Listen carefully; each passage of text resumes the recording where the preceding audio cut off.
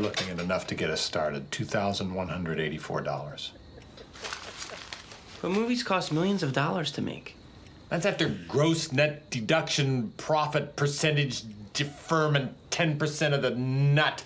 Cash, every movie costs $2,184. What would you say your trademark is, if you have one? Well, I guess the look I'm best known for is blue steel. You should know that this is the strangest thing I've ever done! I was hoping we could get an ETA of when you're gonna give up. I'll meet you on the corner of Nah and Verb. Never give up. Never surrender. Oh, shut up. I love the smell of napalm in the morning. Bueller. He's sick. My best friend's sister's boyfriend's brother's girlfriend heard from this guy who knows this kid is going with the girl who saw Ferris pass out at 31 Flavors last night. I guess it's pretty serious. Hey everybody, welcome back to the intersection of faith, family, and filmmaking. You're listening to Fearless with Mark and Amber. Life is confusing, culture is loud, but God's word is clear. Here you'll find hope, truth, and practical encouragement to stand strong in your faith and lead your family with courage. I'm Amber Archer, and joining me is my husband, author, director, speaker, Mark Archer. Catch me outside, how about that? You can learn more about us and our media ministry by visiting fearlessfeatures.org. It's also a great place to make that one-time or monthly donation if you are passionate about reaching the lost for Christ through media. Visit fearlessfeatures.org to share your support today. Let's talk about buttered sausage. Talk about buttered sausage, where it comes from, what it does. Why is it doing what it's doing? Get it out of my face. You in this clip. Buttered sausage. Buttered sausage. Buttered sausage. Turning buttered you off. sausage. I'm taking your buttons away and turning you off. That's a space peanut. All right. Back to another episode. Here I am. Here we are. Wait, are you trying to gaslight me right now? Buttered sausage. Preview of what we're talking about today. You can become a spiritual guru on your own, but you just have to tie your shoes and you just have to know how to eat burritos backwards. Uh-huh. I can tell this is going to be a fun episode. You love me. You're in a mood. It's the pointing the finger, the gaslighting. It's you. It's when you've had your fill. Yes, this is going to be fun. So, what are we talking about today? Well, let's start with upcoming events. Oh, yeah. Colorado Springs. Church. Looking forward to that. October 29th, 6 p.m., Church for All Nations. Come and see Dysphoria. Uh-huh. Still one of our most suppressed titles. It's exciting. But you should come and see it. Yeah, I mean, you can watch it on fearlessfeatures.org. Uh-huh. But Church for All Nations is partnering with us, and also Aaron Lee and Protect Kids Colorado. Mm-hmm. And so free admission that evening. Show starts at 6. The movie is just a little over 2 hours, so you want to get there. We will be there. We will be there. And if you are a Colorado resident, you have some things coming up on your ballot that you can help get involved with. Yes. That night. Come out and be a force multiplier for Erin and her efforts to retake Colorado and protect kids. Protect the children in Colorado. If you want to really see action and how this stuff happens, you are going to see it at the very ground basic level of how things get done. Yeah. So and you can actively participate in being a change for good. That's right. So we will be there. And we don't have much, but we have some movies, and whatever we can do, we told Aaron, and we said, well, we're not much, but we're your reinforcements. So here we come. So if you are in Colorado or anywhere near, bring the education. Come on out, and we would love to meet you and get involved. Help Erin. Yeah. She needs help. Yeah. Because she has also been abandoned by some people who said that they would help move things forward. And so we, the people, going to make this happen anyway. And we appreciate Church for All Nations and their support. It's really interesting to see just the churches here, especially in the last several weeks. You've noticed there have been churches that are exploding and other churches who are losing attendance. If you have been a church that has been silent about many of the things, especially that we've been talking about, but also just things that the world has tried to deem political in nature, truth, for example, you are seeing those churches rapidly lose attendance, and because you're not equipping people to live in the world in which we all reside right now. Yeah. So don't be surprised.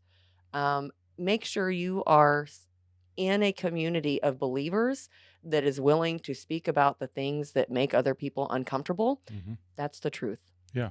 So if you're seeing churches that you're seeing that are basically seeing people walk out the door, I mean, I listen. I know there's a lot of reasons for it, but if you are discerning and you can tell that the reason why people are leaving is because the churches bury their heads in the sand.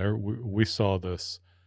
We saw this at, there was just the anniversary of October 7th, the attack on Israel. Mm-hmm. And as we're recording this, they are releasing those hostages. Mm-hmm. Right Praise now. God. Praise the Lord. Mm-hmm. We were in a church that was silent about this. Silent. Didn't even make the morning announcements. Not a single mention. It is staggering. 69% of Christians who are in the church do not possess a biblical worldview. Yeah. That is frightening, first and foremost. But when you know that as a guide, then you understand why. Then everything else makes sense. So it goes to especially what we're talking about today with gaslighting. Yes. But first, one more event. Okay, one more event. November 2nd. Oh, Title IX. Yes. We are partnering with Maranatha Glory in Nappanee, Indiana. So back to our neck of the woods. We'll be in Colorado, and then we're going to be in Nappanee, Indiana, showing Title IX. So if you are anywhere near Nappanee, South Bend, Goshen, Elkhart, when does that one start? I think it starts at 6 as well. Anyway, you can find it on. I'll put it in the show notes. Put it on our show notes. Yeah. I think it starts at 6. It's a Sunday night. Title IX, which is actually a spin-off film from Dysphoria. If you've seen Dysphoria, you'll recognize a lot of the cast in it. There are some new cast in it, people that didn't make the cut for Dysphoria, not because they didn't have anything good to say, but because it was already 2 hours long. Yeah. And so we just made a second film.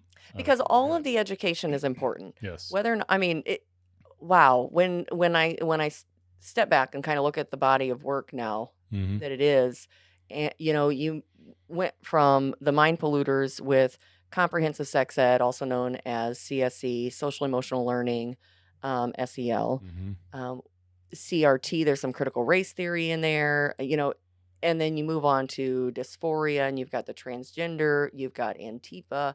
You've got Which transhumanism. doesn't exist, by the way. Doesn't exist. Well, we're getting to that. Transhumanism.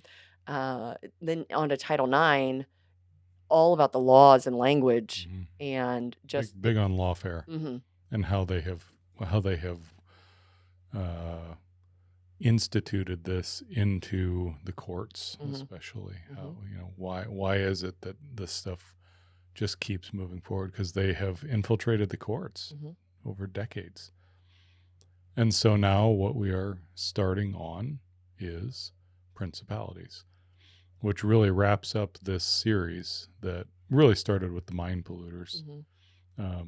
We've of course the first Fearless Features film was Inwood Drive. It's kind of a standalone. I mean, it was its own thing. And then when we did the mind polluters, we kind of shifted the formatting a little bit and got it dialed in so they all kind of go together. But so this caps off this series, which started with the mind polluters, talking about spiritual warfare, which we are going to talk a little bit about today, but really talking about gaslighting and what is the. So I noticed this a couple of weeks ago. I had posted a snippet from one of our podcasts, and I don't remember what it was, but I was talking about Antifa. And some bot, I don't know, right? So on Instagram, I think it was on Instagram, but really where all the trolls seem to hang out is on Threads, which I don't even use. But when you set up Instagram, it copies everything over and sets up a Threads account. I don't hang out on whatever.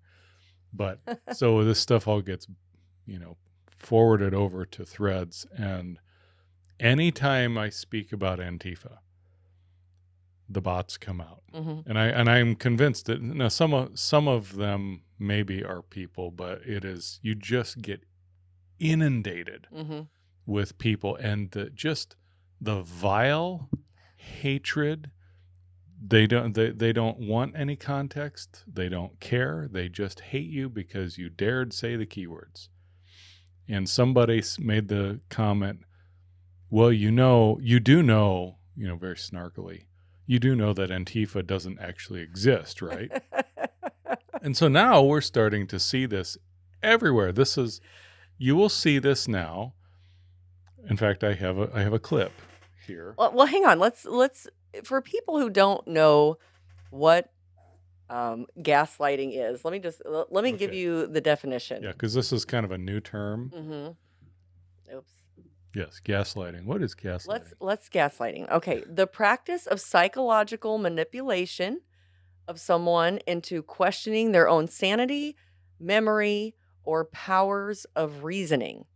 Okay, so and if you look at that really from a biblical perspective, I had to chuckle and I laughed because we're like, what does it say in Ecclesiastes? There's nothing new under the sun. Gaslighting has been around since the fall. Yes. Right? Did God really say? Yeah. That's not really what he said. That's gaslighting. It's gaslighting. Satan's the master of it. So gaslighting it's bearing false witness. It's manipulation with pride. And so somebody trying to control somebody else through the means of this psychological, it is spiritual warfare. Yes, absolutely. So I found this clip on X that somebody put together, and it is one talking head after another denying the very existence of Antifa. Okay, and let's back up just momentarily. Why we're even talking about Antifa. Antifa, it's included in dysphoria. Yes. People, you have to see, especially, it didn't matter if we were in Texas or Colorado or Florida, here in Indiana where we are, Antifa is everywhere. Yes. And or so they want you to think they are. Yeah, okay. And they are there to disrupt. Yeah. And what did we point out through dysphoria? You will always see these people in black bloc and on the streets with their signs, usually masks, and you see it through all of, the so-called protests that happen, always at the riots, and so. And also notice that where you see things like Antifa always, and where they just seem to get away with this stuff, is in place. It's always the same places: Portland, Seattle, Austin, Chicago, Minneapolis. Right?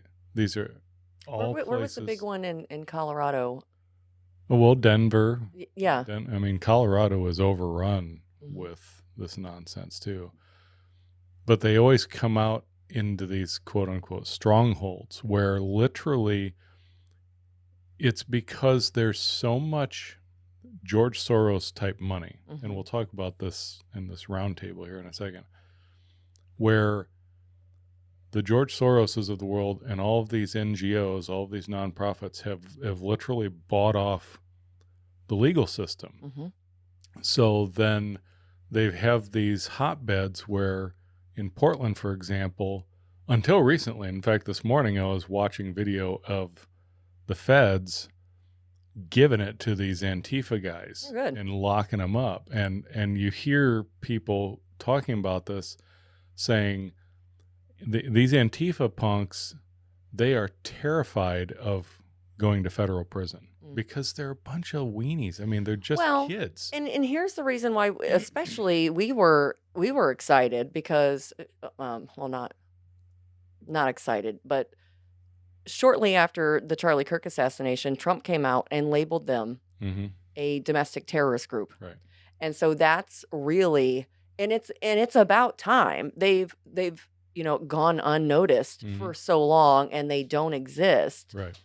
But here you're going to see very quickly Right. that they do. So let me play this clip real quick here. There's no Antifa. This is an entirely imaginary organization. There is not an Antifa. Like, I don't even know what Antifa is. There is no group. It's not even like far-right groups like the Proud Boys and Oath Keepers. Compared to right-wing extremists, Antifa-linked violence is rare and limited. It isn't an organization. It is a in many ways mythology. It's not like the Proud Boys or the Oath Keepers, sort of defined terrorist organizations with leadership that leads violence. It's not a highly organized movement. It's a moniker. It's not a unified group like the Proud Boys are. Things like Antifa are things that are thought up. It's all in this guise of going after Antifa, which is nothing. There's no organization called Antifa. Nobody's a member of Antifa because it doesn't exist. They are just declaring into existence something that doesn't exist. There is no Antifa organization, so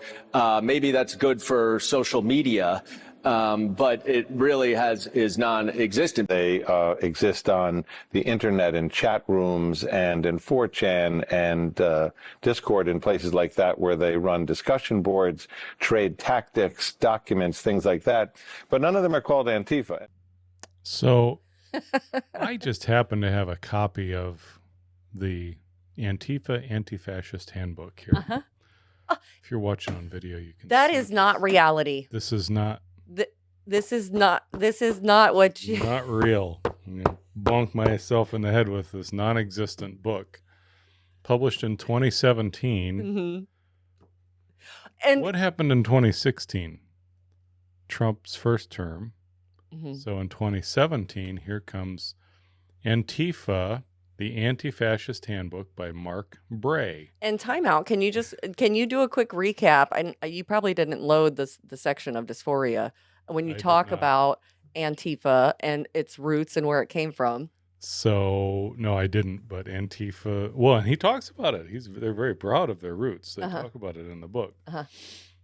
Because it goes back before 2017 is what the point that I'm trying to make. This goes back to 1930s Nazi Germany. Antifa is short for anti-fascist.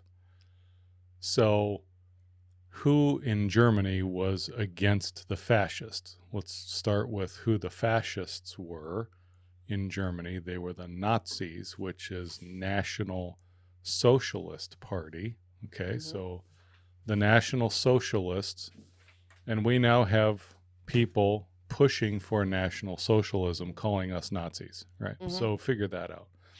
This is part of gaslighting. Accuse your enemy of what you're doing.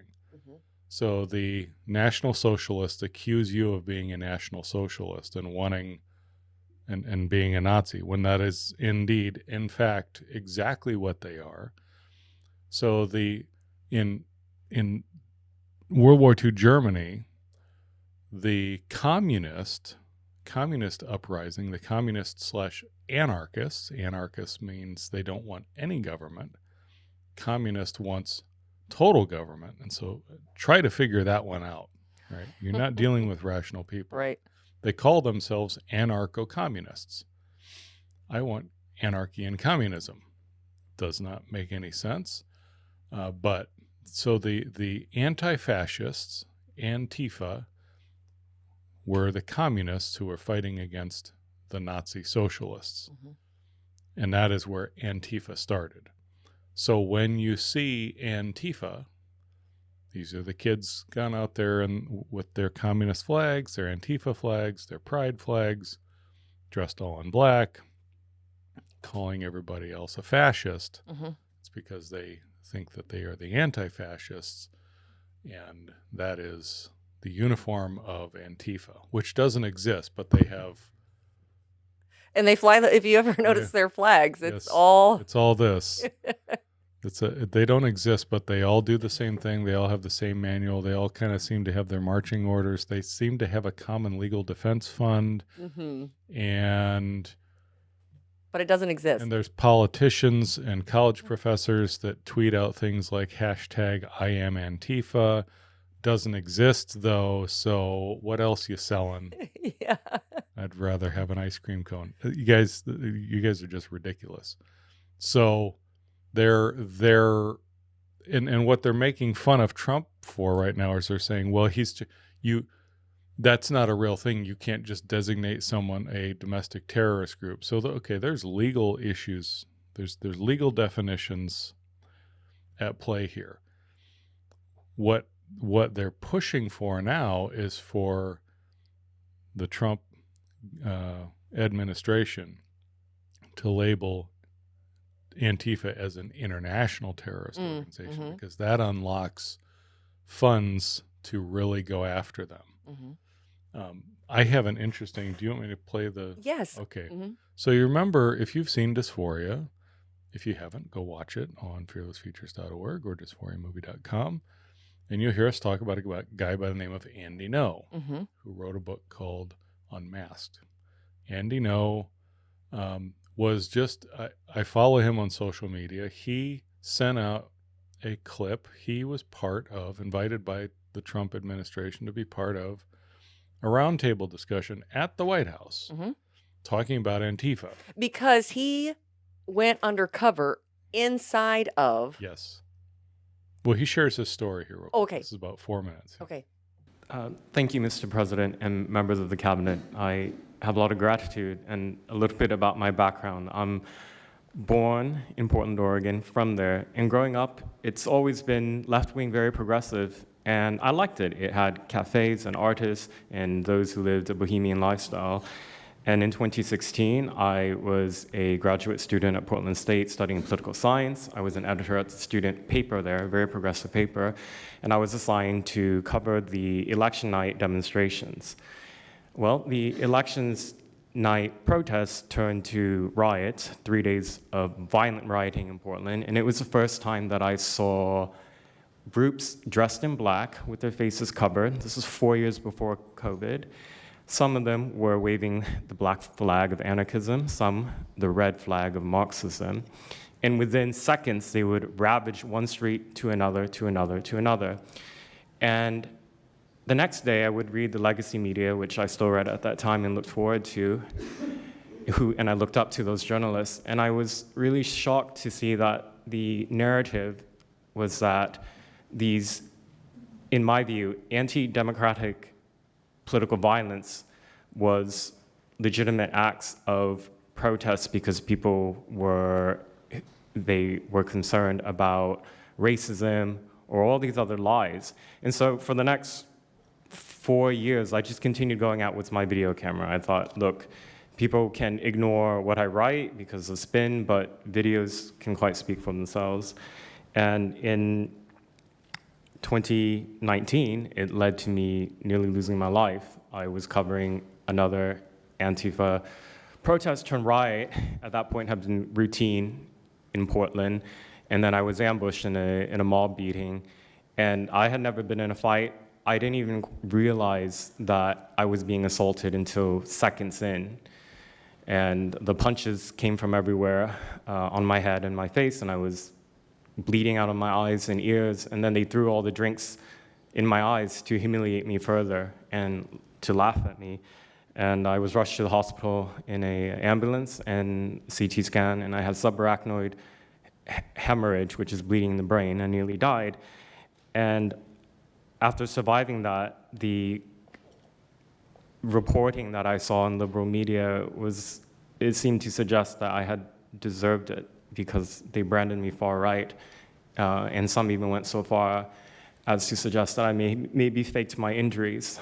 A BuzzFeed reporter asked for my medical records, which I did provide, but this felt so, it's like because I didn't die in that attack, there was another round of people who wanted to finish me off. But I continued, and then 2020, Portland was really the epicenter of the longest political violence. Those months of riots, I was on the ground, undercover, and there was an assassination there. There was a supporter of Donald Trump named Aaron Danielson who was shot dead by a self-described Antifa member who then fled out of state and died in a shootout with U.S. Marshals. In 2021, I returned undercover, naively thinking that enough time had passed, and was chased through the streets of downtown and beaten, nearly choked out. the person who was trying to choke me out held me so tightly that I had the blood, the vessels in my eyes burst.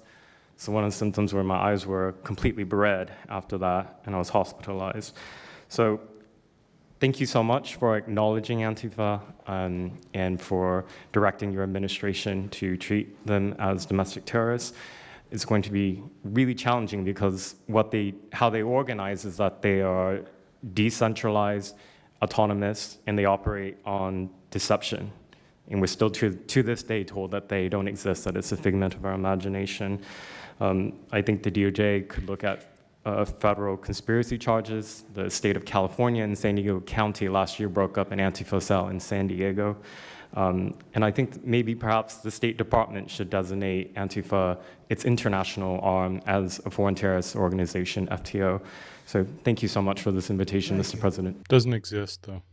Well, and you have to remember why, especially with gaslighting, why it works. Because we inherently want to be informed. Mhm. We want to know what's going on in the world around us.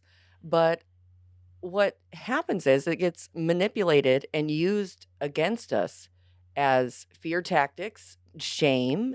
People do it so that they can have authority over someone else. There's repetition. It's what we just saw in the montage of people saying it's not real, it doesn't exist, move on. But you got to really stop and ask yourself, who does it benefit?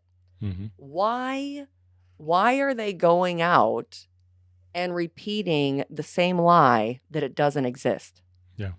That's what I want to know. Well, the interesting thing, if you're listening to this or watching this, and the clip to that whole roundtable, the link, it's a YouTube link, is in the show notes. I advise you to watch it, and listen to it, because the first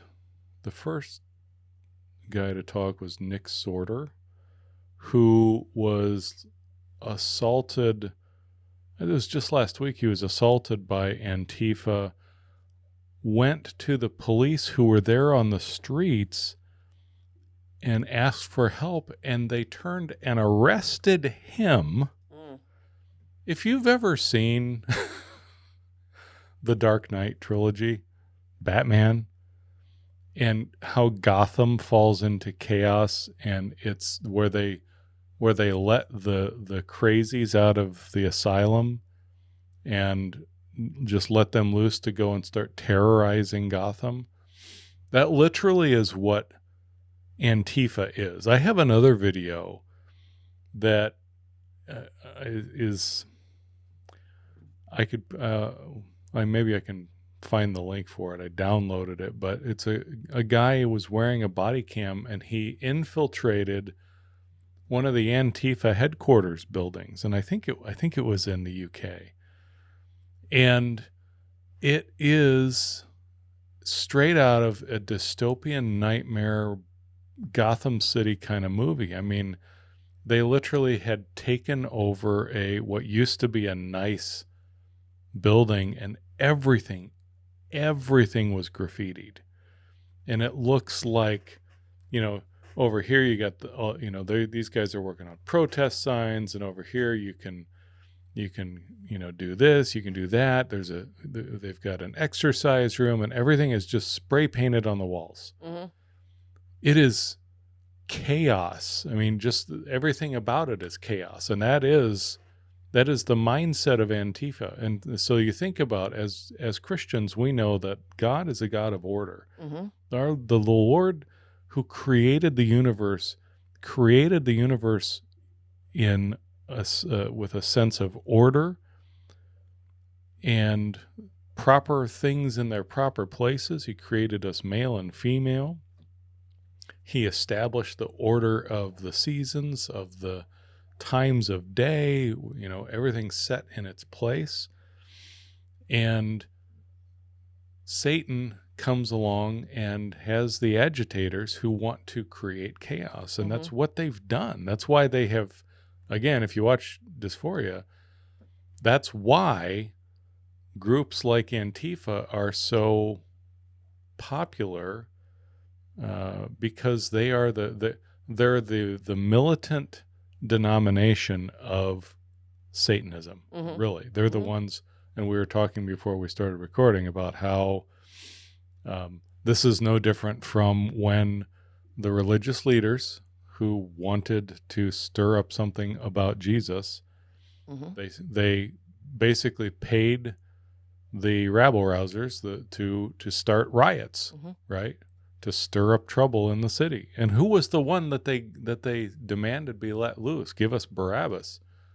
He was one of them. No, we'd rather have the criminal. And so they are these Antifa thugs. They are terrified right now because Trump is going after their money. They are inflicting massive damage on their financial networks. They're taking their money away, and they're and when Trump goes in and sends the National Guard in, for example, they go in, and if you get arrested by a federal troop, you get charged federally, and you don't get to go to your cushy holding cell Portland cell where you're out in an hour because the judge is also an Antifa sympathizer. No, you go to federal court, and then you're going to federal prison, and they're terrified of that. So it's glorious right now. Well, and glorious in a way because it to see the nation moving back towards standing for righteousness and truth and not being swayed. And it is remarkable to really see really justice being served and truth reigning again. To not be swept up in the lies. And I think, and that's the thing, especially when you're dealing with the media, don't just look at the left and right sources here. Look internationally for articles. That's how we do a lot of our research. What's happening around the world? Because just like Alex Newman points out, I think it was either in the Mind Polluters or Dysphoria, and he says, a lot of the things that they're trying to implement here in America, they do in other countries before they bring it here. We've watched that over and over again through education. Yeah. So it's one of those things where when you're looking at this stuff and trying to see it through a biblical lens, don't just look to what's available here, because there is information outside of it. But the one always stay rooted right here in Scripture. Because what we're talking about, there is nothing new under the sun. You look at Potiphar's wife with Joseph. There are other Jezebel. Yeah. Just everywhere where there was instances of gaslighting happening in Scripture. When the religious leaders said that Jesus was demon possessed. No, even there's all of this factual information and eyewitness accounts. Okay, go where the information is. Where are the eyewitness accounts? That's Andy No and the people who. Yeah, and again, I would point out Andy No. A lot of the people that were there at that roundtable, in fact, I think the second lady to talk, something Cruz, Brandy Cruz, I don't remember her first name, but she says she was a reporter in Seattle, and she said I suffered from TDS, Trump derangement syndrome. Yeah. But even somebody like that who saw clearly, wait a minute, this party that I am identifying with is celebrating this, and seeing that people like Andy No, who is an open homosexual, they're trying to kill him. And as Christians, we should never be celebrating innocent people being targeted / murdered, right? Go back to Charlie Kirk. And if your no answer is your answer, right? The silence of those who have a position, a pulpit where they could and should at least say something about it. You don't have to preach a whole sermon about it. But to not even acknowledge something that has so rocked the entire nation, even the whole world. The same thing with October 7th, to see these silent, cowardly churches that just refuse. That's evil. Mm-hmm. Silence in the face of evil is evil itself. Mm-hmm. So if you're in a church like that that's still ignoring these things, walk away. Yeah. Walk away. You're not gonna fix things there. How you fix things is get yourself out of that place, because they are broken. Yeah. Well, and with that, as followers of Christ, we need to love the truth. Mm-hmm. We need to speak the truth. We need to stand for the truth, and make sure that we're informing our neighbors of the truth. Amen. Yeah. Anyway, that's all I got. All right. Well, that's all the time we have for today, friends. Thanks for listening through to the end, and be sure to click that subscribe button so you never miss an episode. And share this with your family and friends. Until next time, march on, saints, and be filled with the Spirit. Owen, don't be jealous that I've been chatting online with babes all day. Today is best day ever.